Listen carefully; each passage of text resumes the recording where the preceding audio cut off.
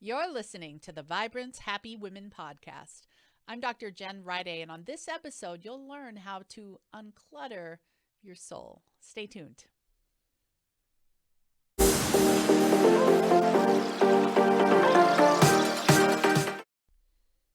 Hey there, my friends. I'm Dr. Jen Riday, and I'm so excited for this latest episode of the Vibrant Happy Women podcast.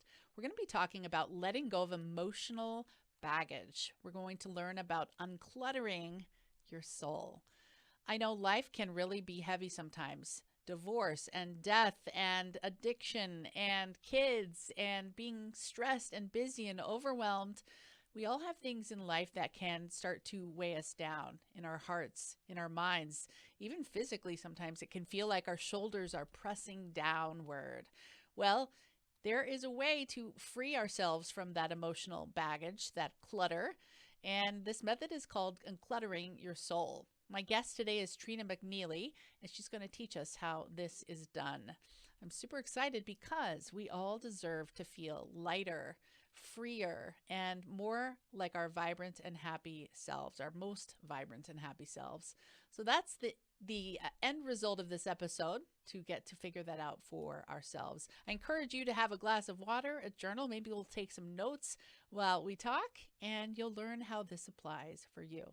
Let's get started. Hey there, everyone. I'm here with my guest today, Trina McNeilly, and she's the author and founder of Lala Lovely, where she's been writing and building community online for 13 years, sharing matters of the heart and design related finds. Trina has this amazing eye for beauty, and I'm so excited to have her on today to also talk about uncluttering our souls. Doesn't that just sound like what we all want? Uncluttering our souls. So Trina lives in Nashville, Tennessee with her husband and her 4 kids. Welcome to the show, Trina. Thank you for having me, Jen. I'm so happy to be here. So your kids are off today and you have construction going on in the area. So I said, well, we'll Yeah. just record. It's okay. Everyone can handle real life. So I'm so glad you're here. Right? Yeah. Yes, thank you. Yeah, real life. There's no escaping it, right? Hmm. Even when we plan and try to make things perfect, life just doesn't let it be that way. But that's okay. It's a Yeah, good thing. for sure. For sure. So what does it mean to you to unclutter the soul?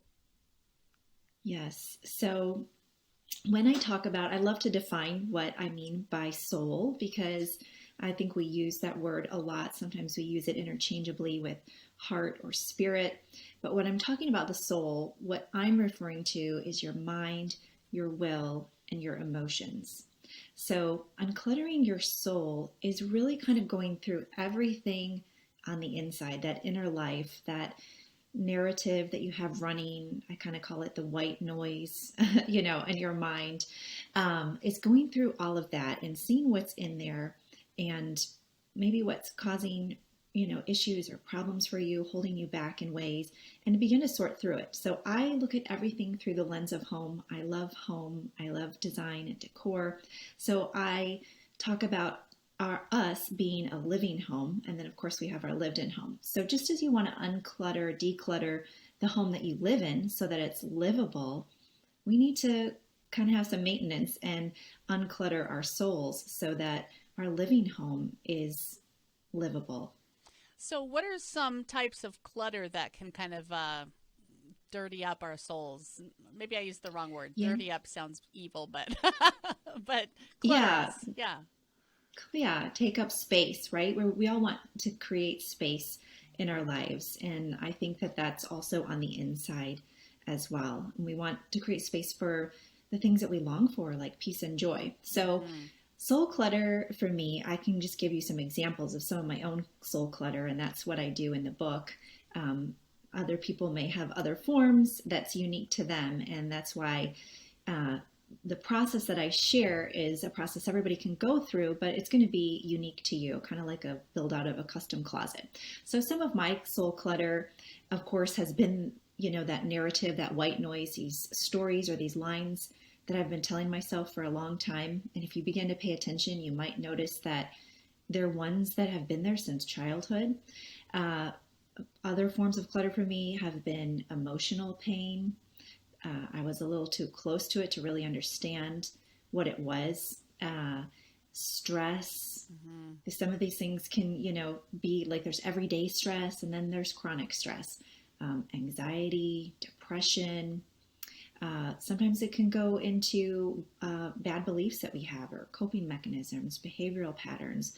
And when we don't deal with these things, they can go into an inordinate amount of soul clutter into things like addiction and things that we certainly can't sort through on our own, and we need help. Mm-hmm. Wow. Well said. I mean, I think I'm listening and I'm thinking everyone listening would want to declutter all of those things you're talking about. So what Yeah. is the process? How do we know what we need to declutter and what are the steps to help us do it? Yeah. Well, I have many, many steps in the book, but there's three overarching ones that really simplify the process. And the neat thing is, I'm finding in my life as I've gone through this in very long form, it's writing a book is an interesting thing. You kind of have to live it out first. So you're going through this for a long time. But now that I've done that, I'm kind of doing it in short form. So there's three overarching steps, three sections of the book. And the first one is to observe. And I think we can't start without observing, but I want people to pay attention to the soundtrack of their own soul. So many times we're, on social media, we're mirroring what other people are saying or feeling, but we have to really tune in and see what's going on the inside of us. And for some people, that comes more naturally. I'm one of those people because I'm a writer, so I like to observe and pay attention. But I had to start to dig a little bit deeper. To me, it wasn't just, oh, this is what I'm feeling, and I write about it in my journal.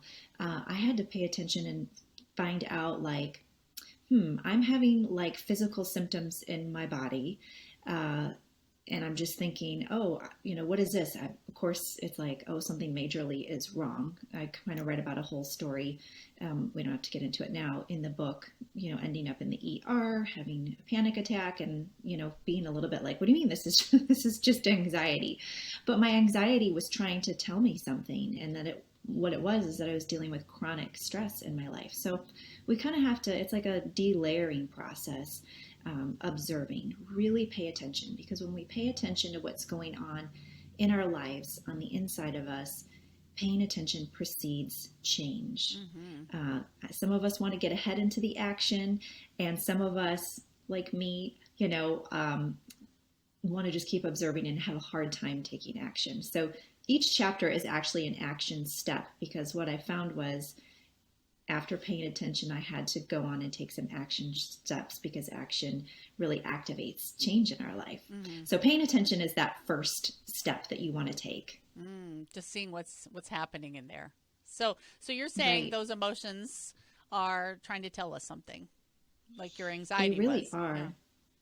Yes, yeah, they really are. And sometimes, we're a little too close to it. We're so used to it.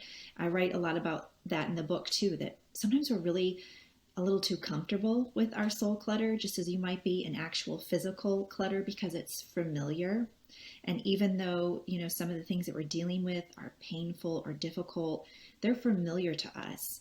And as you begin to unclutter your soul or start a healing journey or walk towards freedom in your life, it can be kind of scary, because even though that's what we want this wide open space, we want freedom. When it's unknown to us, it's just different. That doesn't mean that it's bad or scary. It's just different. So sometimes we have to invite other people in to help us observe. I say that a lot of people have helped to clutter your soul up over the years, Mm-hmm. right? Um, some intentionally, some unintentional, but people are just part of our journeys. So there's going to be people that are going to be part of your journey to unclutter your soul as well.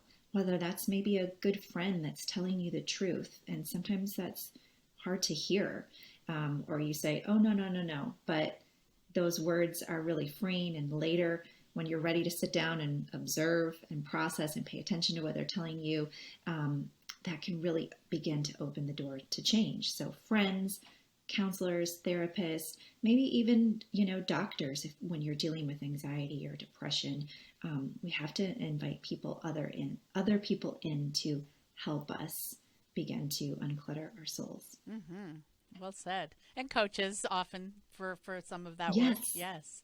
absolutely. Yes. Yes. So what is your story that led you to this? I find that most of us we all go through struggles, and I found it's really powerful when someone's struggles lead them to want to help others. Well, you're obviously doing that, so I'm guessing there's some kind of a struggle that you've been through that helped you take that next step to take what you've learned and help others. So what is that story for you? Yeah. So for me, I think I was like managing in life, right? I have a little quiz on my website now that will help people discover how well they manage stress and overwhelm. But for a season, I was managing. I had little children, four to be exact, a newborn, and then one that was 18 months, and then two that were a little bit older.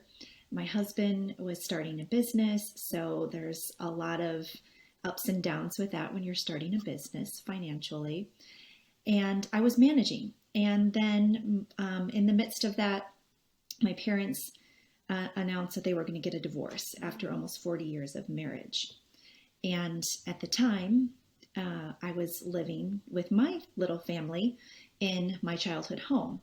And it kind of came out of left field for me. And it just really kind of turned my world upside down. And suddenly the floodgates of coping with, mild depression that would bother me, once a month, or anxiety, it just turned chronic and something that was just completely out of my control. So also it just seemed to open up Pandora's box. My, dear grandparents began dying. Um, I ended up having to leave that childhood home. There was addiction in the family, all kinds of things that were all attached to a great sense of loss, just layers and layers of loss and grieving. So that is a really bite-sized, short clip of how everything really was extremely cluttered for me. And Mm-hmm. it was really about a 10-year process of, from then till now. And probably for about the past 5 years, I really began to do this uncluttering of the soul, pay attention. And it was my grandma who kind of helped me start this process. She pointed out, you have a lot of emotional pain. She would send me books. I called them soul care packages. And I picked up the book and I was like, this isn't for me, but I put it on the shelf.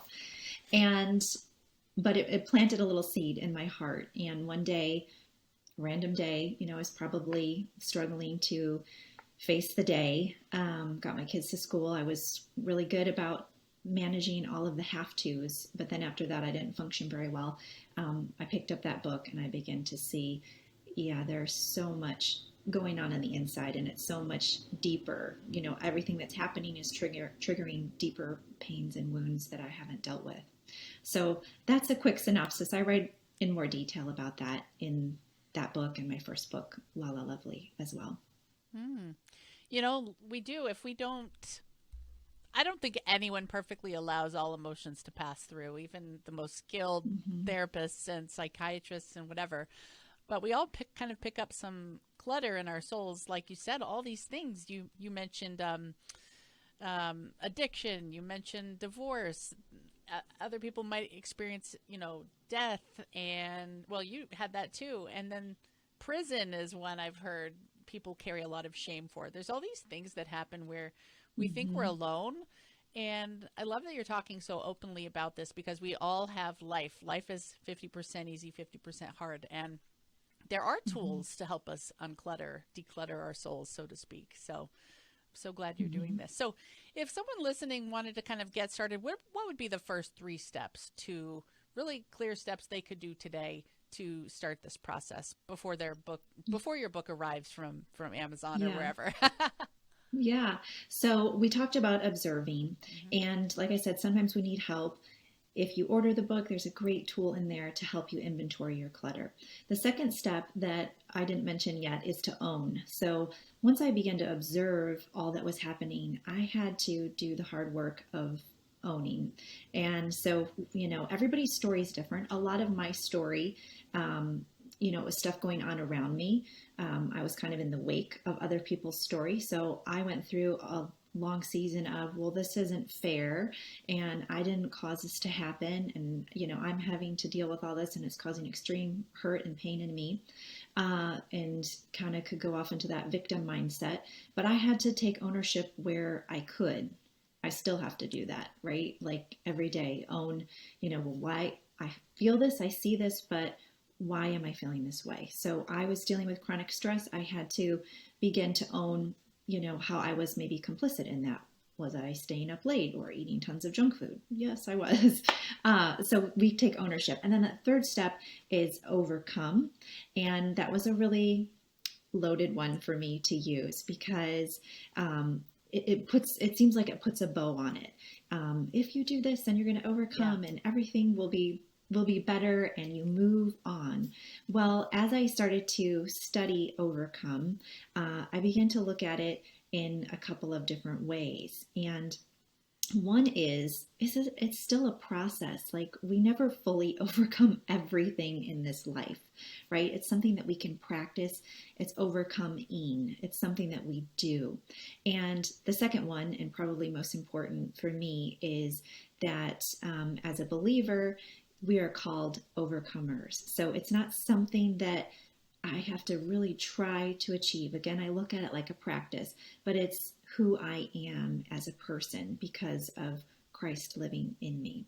So it takes the pressure off. A lot of times when we're doing this deep soul work, you want to like get to the other side, but it's a process. And sometimes you feel like you're growing in circles, and that's okay because you can circle up the mountain. In fact, that's what hikers do. They're called switchbacks. You don't just go straight up when it's a steep incline. You circle your way to the top. So I love to encourage people with that. And what I also love to tell them is when you're in the process of it, there is peace and joy, and you can experience that. You don't have to wait till you're on the other side of hardship or problems. It's available to you today. In fact, it's going to help you through that journey in practicing overcoming. I love that. I love that switchback analogy. We just hiked last summer, and there was a point where we were going down for a long time. And then to my shock, we were actually at the top. I don't know how that happened, but it felt like a down. So we do have the that's ups and cool. downs, and we can still get to the destination. So, yes. Yeah. Well, Trina, where can people find you if they want to follow your blog, Lala Lovely, or learn more, get access to your book? Tell us all the things. Yeah. So the book Unclutter Your Soul is found wherever books are sold. You can get on Amazon, Barnes and Noble. And you can find everything about me on my website, which is trinamcneilly.com, McNeilly. And or you can just go to trinamcneilly.com/unclutter your soul, and all the goodies are there. We'll tell you more about the book. You can take that fun little quiz to see where you might be at, how well you're managing stress and overwhelm, and what the next step for you might be. Okay. Thank you so much for being here. We appreciate it. Thanks, Jen. It was a really fun time. Take care. Okay, you too. So there you have it. Uncluttering your soul is possible.